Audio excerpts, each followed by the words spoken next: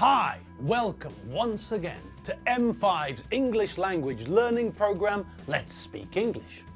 I'm Gav Duncan and I'm here on your TV to help you learn English. Now, are you sitting comfortably? Yes? Good. And are you ready for today's lesson? Yes? Good. Okay, well, let's learn English together. And hello again. Yes, it's that time of the day once more. And we're here. Some of us in the studio, the ones on this side of the screen, and some of you on the other side of the screen. Out there, somewhere in Hungarian TV land. Okay, so you all know what's coming next, don't you? Yes, that's right. It's time to tell the animals what to do. Well, as we discussed yesterday, the animals know the drill. The animals know what to do. I've told them to do these things so many times that the information has been drilled into them. And now, when the time comes, they all remember what they have to do. So, what's the drill? Well, the drill is different for each animal. Gusti, for example, knows that he has to calm down for 15 minutes.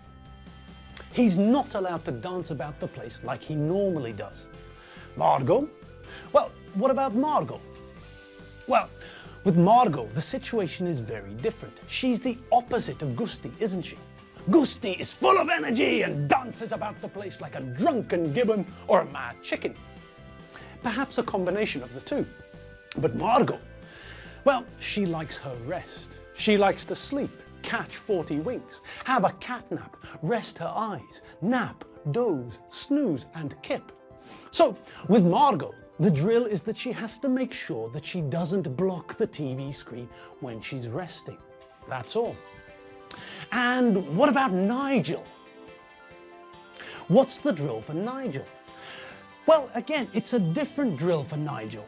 With Nigel, the noise is the problem. He's the source of noise pollution with his snorting, grunting and squeaking.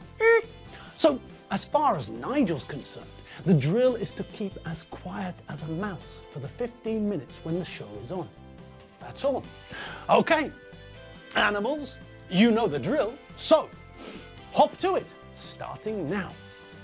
Okay, so they're doing what they should be doing, and that means that we can get on with doing what we're meant to be doing. So, it's that time, isn't it? Yes, the time to finish the enough exercise. So, let's just recap. If we're using the word enough with an adjective, which word comes first? The adjective or enough? That's right, Captain Banana. It's adjective first, followed by enough. Okay, and what about when we're using enough with a noun? Correcto mundo, Senor Kiwi. Then it's enough first, followed by the noun. And what about the latest example we saw? What happens when we use enough with a verb? Right you are, Monsieur Aubergine. When we use it with a verb, then the verb comes first, followed by enough. Okay, enough talk, let's finish this. Now, so, here we are, and here we go. Are you all ready? Good. My car's top speed is 180 kilometers an hour. My car, enough fast to win a race against a bicycle, but enough quick not to win a race against a Formula 1 car. She's 18 years old. She can leave school if she wants to. She's enough old.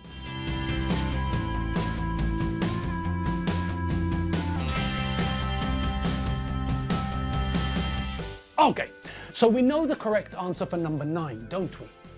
My car's top speed is 180 kilometers an hour.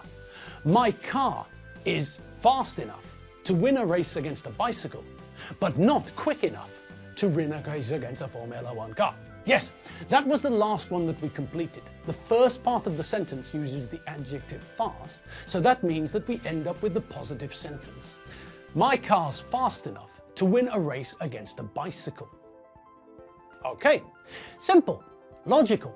The adjective comes first and we follow it with enough. Good. Now, the second part of the sentence, we've got a similar situation, haven't we? The word we're using there is quick, which, like the word swift, is a synonym for fast. All right, so far so good. But in this part of the sentence we have to be a little bit careful because we can see the word not, which tells us that this part of the sentence is negative. Still, that's not a problem for us, is it? No! We laugh in the face of not. Ha ha ha! Hee hee hee! Ho ho ho! Exactly. We laugh in the face of not. Okay, so after we've finished laughing, what do? Well, all we have to do is add not, or the abbreviated form, to the third person singular form of the verb to be. We're using the third person singular because we're talking about my car. That's the third person singular. So instead of saying it is, we now have to add the negative and change the sentence to it isn't or it's not. Remember that we have two options for the negative with most subject. It's up to us to decide if we want to join the subject to the verb and then add the negative, or if we want to leave the subject on its own and join the negative to the verb. For the second person singular, we can say you're not, you aren't. You're not or you aren't. With the third person singular, we have the choice of saying he's not, he isn't. She's not, she isn't. It's not, it isn't. He's not or he isn't. She's not or she isn't. And it's not or it isn't. The same is also true of the plural subject forms. We can say we're not or we aren't. You're not or you aren't. And they're not or they aren't. The only subject where we can't do this is with the first person singular. With the first person singular, we only have one option. I'm not. We can only say I'm not. But you all remembered that, didn't you? Of course you did. Okay, so in the second part of the sentence, we have a choice. We're talking about the third person singular, so it's up to us. We can say, but it's not, it isn't quick enough to win a race against a Formula 1 car. It's not quick enough to win a race against a Formula 1 car, or we can say it isn't quick enough to win a race against a Formula 1 car. It's up to us. Okay, and because in the second part of the sentence we're using the adjective quick, which, like swift, is a synonym for fast, we know that we're dealing with enough and an adjective, which means that we know that we put the adjective first and follow with enough. Okay, now, on to the next one. And guess what? Yes, that's right.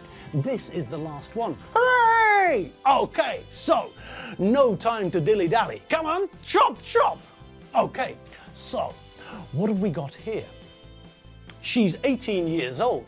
She can leave school if she wants to. She's enough old.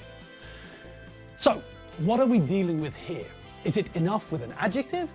Is it enough with a noun? Or is it enough with a verb? Well, the word we have to use is old, and that's an adjective, isn't it? Yes, old, the opposite of young, and also the opposite of new. This is an old man, and this is a young boy. This is an old car, and this is a new car. So, we know that old is the opposite for two adjectives, young and new. And this also tells us rather obviously that old is an adjective. Which means what? Yes, that's right, Herr Cucumber. That means that here too, we put the adjective before enough. She's 18 years old. She can leave school if she wants to. She's old enough. Brilliant! And that's it. We've finished the exercise. And just in time too.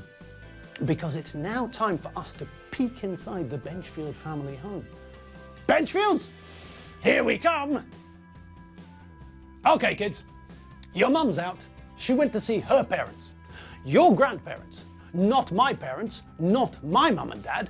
Your other grandparents, your mum's mum and dad, not my mum and dad. Jeffrey and Holly Benchfield. But your mum's mum and dad, Joe and Jenny Taylor. Granny and Grandpa Taylor. And while she's away, we've got to do the shopping. So, first of all, we're going to make a list of all the things that we need to buy. All right, now, Doreen, can you bring me a piece of paper, please? And Tim, can you bring me something to write with, a pen or a pencil? Thanks, kids. Now, kids, I want all of you to help me write a shopping list, okay? So I'm going to ask you if we have something, and I'd like you to look in the cupboards or in the fridge or possibly in the freezer and tell me if we have it or not, okay? Okay. Okay. Okay.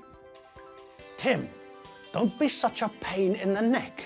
You're part of this family too, and that means that you have to help the family, just like your brothers and sisters, okay? Okay, I suppose. Okay, that's better.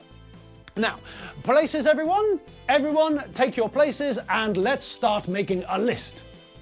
All right, so we're back in the Benchfield family home, and this time we're in the kitchen. Now, let's just think about what Alfredo told the kids, shall we? He told them that they've got to do the shopping while Mary is visiting her parents. This means that, first things first, they have to make a list, a record of things that they want to buy. A shopping list like this one. Now, in this typical shopping list, we can see that the person who wrote the list wrote down in a notepad, on some paper, what they need to buy. Now, why do you think that they wrote it down? Yes, of course. If you write something down on your shopping list, then when you get to the shops, you won't forget what you want to buy. When you're in the shop, you can look at your list, you can consult your list to see what you need to buy. And then, well, then you can cross it out. You've put it into your basket or into the supermarket trolley, and now you can cross it off the list. That way, not only do you not forget what you need, but after you cross it off the list, you won't buy it twice. Now, what else did Alfredo say? Well, he asked the kids to help, didn't he? Yes, and all the kids were happy to help. Well, almost all the kids were happy to help. Tim wasn't happy to help though, was he? No, Tim's a very grumpy little boy. I mean, I know that he's a teenager and his hormones are going mad, but, well, I think that Tim's just not a very nice boy. And it's not because he's a teenager. Tim was born in a bad mood.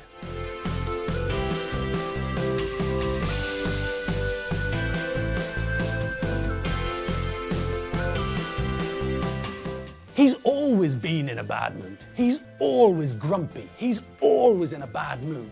And he's not polite.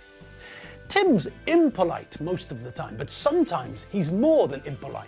Sometimes he's simply rude. Now there's an interesting word. Polite is a very positive adjective. Polite means that someone has good manners. If someone is polite, that means that they were taught well by their parents, grandparents and teachers, and now they understand that they must always say things like please and thank you. Polite people will open a door for you if they see you approaching, or they'll hold a lift for you if they see that you want to use the lift.